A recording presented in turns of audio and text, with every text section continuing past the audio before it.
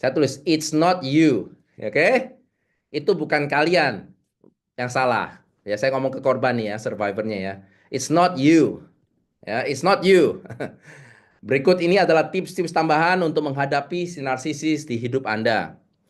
Bukan bukan suami istri aja, bisa narsisis itu pacar, bisa orang tua ya kan. Ini tips-tips tambahan. Alkitab bilang apa? Kalau bisa jauhilah mereka itu, ya kan? Jauhilah. Itu Alkitab ngomong. Yesus ngomongnya sangat keras. Apa dia bilang? Tebaskan kakimu, damainya kembali ke kamu, pergi tempat lain. Ya. Jadi lumayan keras Alkitab mengatakan. Apalagi? Tapi kalau bisa keluar dari relationship itu, go no contact atau disengage, ya belum tentu bisa kan, ya kan? Kalau nggak bisa gimana, Pastor? Kalau nggak bisa, bikin boundaries atau batasan-batasan yang jelas. Contohnya apa boundaries? Saya kasih asterisk itu bintang. Nggak usah sharing terlalu banyak, curhat-curhat tuh nggak usah. Berita baik, berita buruk tuh nggak usah. Pastor, aku sharing berita baik aja ya ke dia si narsisis ya supaya supaya apa namanya? Supaya kita bisa connect. Nggak usah sharing. Boundaries aja dulu. Ya, cerita tentang weather aja, tentang ini.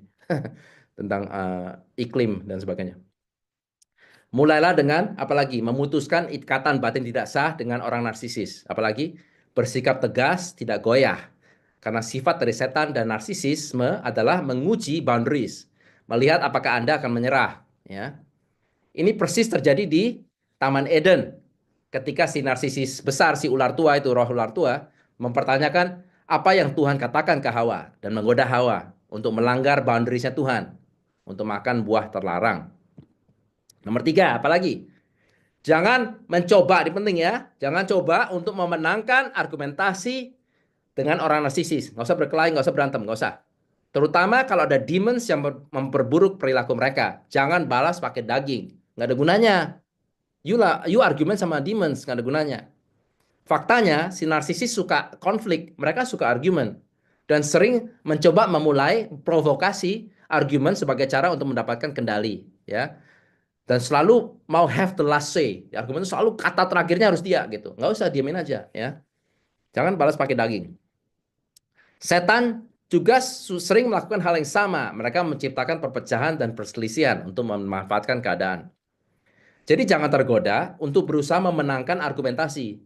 Ya, berantem mulut nggak usah. Lakukan seperti yang dilakukan Yesus ketika iblis menggodanya. Dia hanya berdiri pada firman Tuhan. Ya, sangat kuat. That's it. Tapi nggak usah jawab lagi. Cukup. Apalagi tips apa lagi? Nomor 4.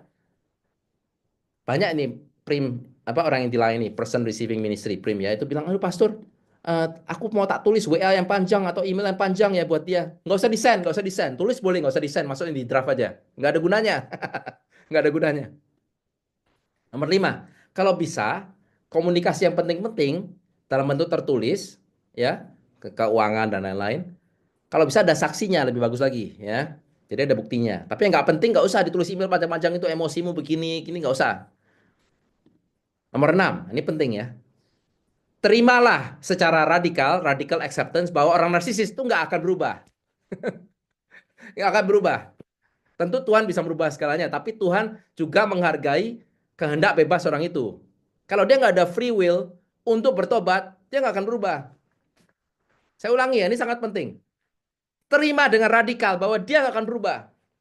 Kalau Anda masih mengharapkan dia berubah, didoakan gitu-gitu, itu Anda akan tambah bingung, tambah gaslighted, tambah kena terus ke pelecehan. Nggak ada boundaries ya.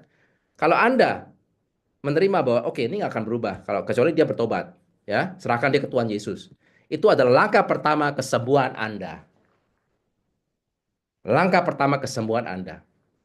Apalagi yang menghalangi radical acceptance ini apa? Itu denial Anda, rasionalisasi. Oh kemarin lusa dia baik tuh, kemarin minggu lalu dia baik tuh sama kita. Nah, ya kan? Jadi bingung. Rasionalisasi, denial, ya. Semua ini menghalangi kesembuhan. Kalau tiba-tiba merasa nostalgia tentang si narsisis, oh ya tapi dulu kan dia sangat baik sama aku. Dia sangat cinta kasih gitu. Serahkan semua ke Yesus. Nggak usah kepikiran. Serahkan semua ke Yesus. 1 Petrus 5:7. Aku serahkan semua ke Yesus. Langsung fokusnya ke Yesus. Saya selalu bilang sama Prim, jangan fokus ke dia. Fokus ke Yesus. Oke? Orang narsisis jangan difokus. Jadi bingung tuh. Ya. Ikatan batin tidak sah. Apalagi nomor 7. Penting nih, bukan tugasmu, korban-korban, ingat ya, untuk merubah si narsisis. Itu tugasnya Yesus. Jadi serahkan, surrender si narsisis ke Yesus. Ya, bukan tugasmu. Nomor 8. Sadarilah bahwa ada enabler-enabler di sekitar narsisis. Saya udah cerita ngomongin enablers ya.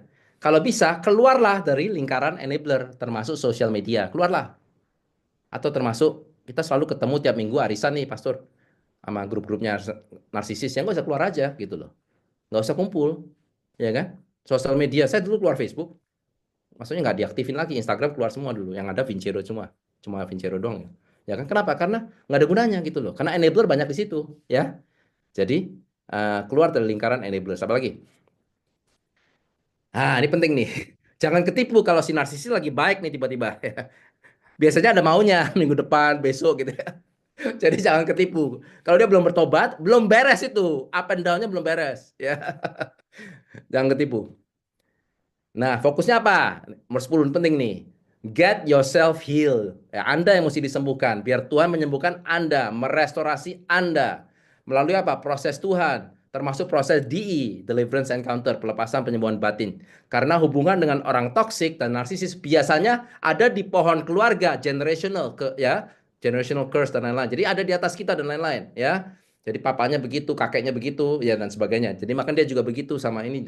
Jadi di DI supaya dibereskan supaya nggak turun ke anak cucu buyut, ya, oke? Apalagi stop analisa kelakuan perbuatan motivasi si narsisis. Kalau nggak apa, kepikiran bisa gila, putar-putar di situ terus itu.